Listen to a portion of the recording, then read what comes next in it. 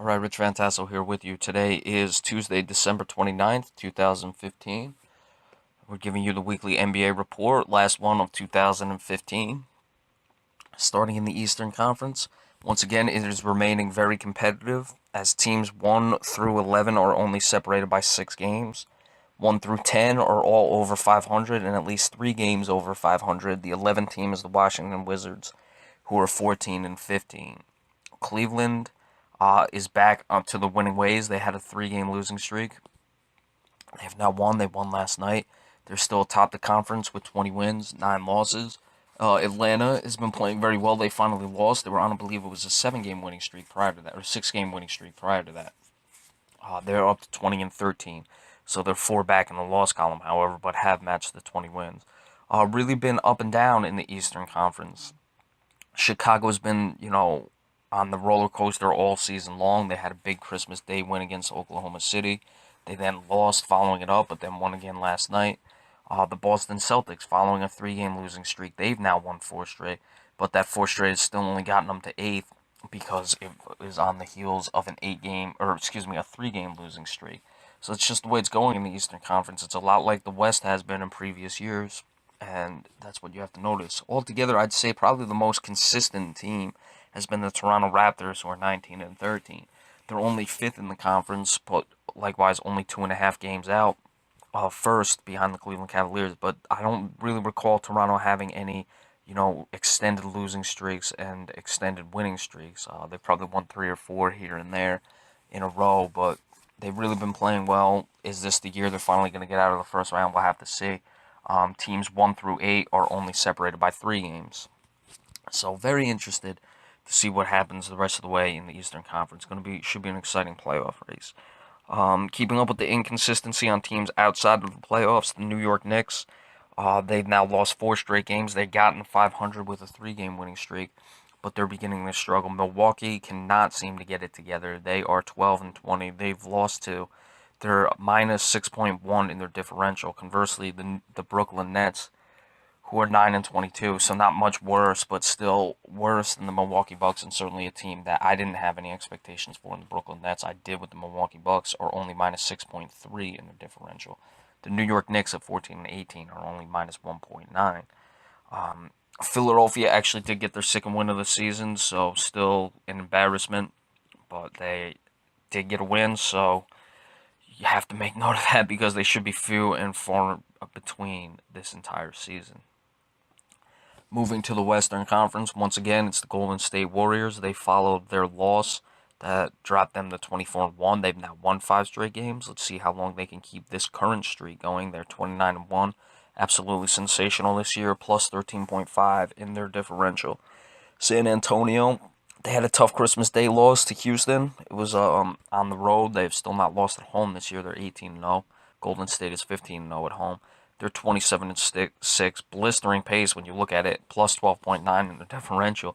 They're just stuck behind the Golden State Warriors. We're saying it every week. Oklahoma City is really starting to come along. They lost on Christmas Day to the Chicago Bulls. However, they're 8 and 2 in their last 10. Got back to winning ways. They're 21 and 10.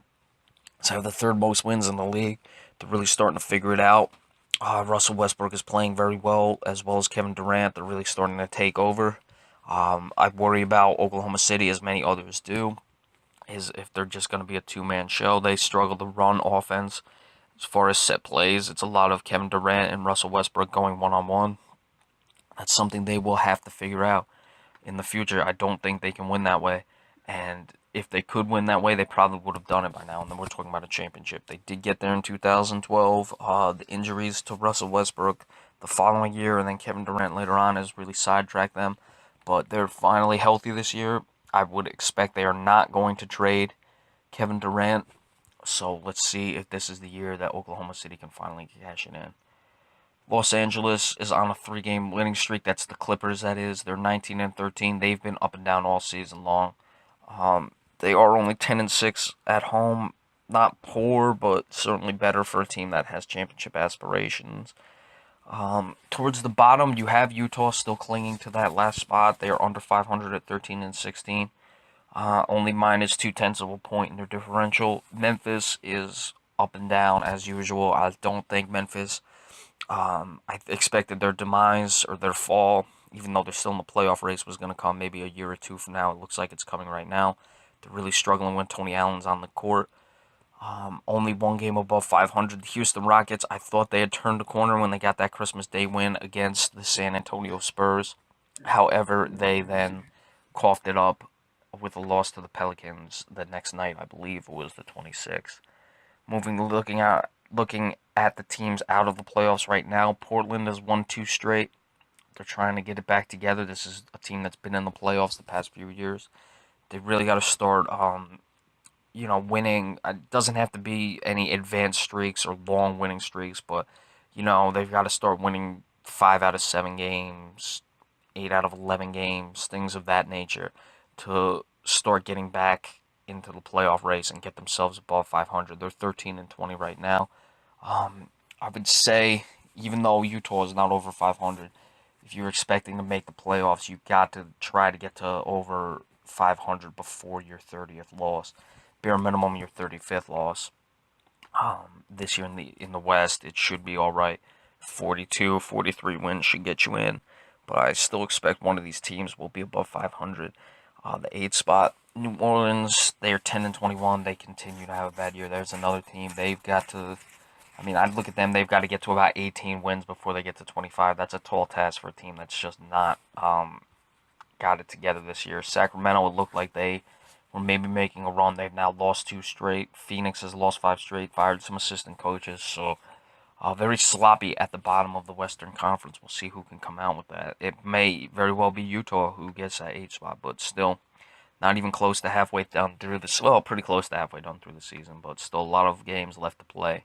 We're not even in 2016 yet. The dog days of the NBA are coming. All right, power rankings. Of course, Golden State number 1. San Antonio is going to be number 2. Oklahoma City number 3. So the 3 top teams in the West. Number 4, I'm going to give it to the Atlanta Hawks. Now, they are off a loss and Cleveland is off a win. However, Cleveland had that losing streak right before. Atlanta was winning some games.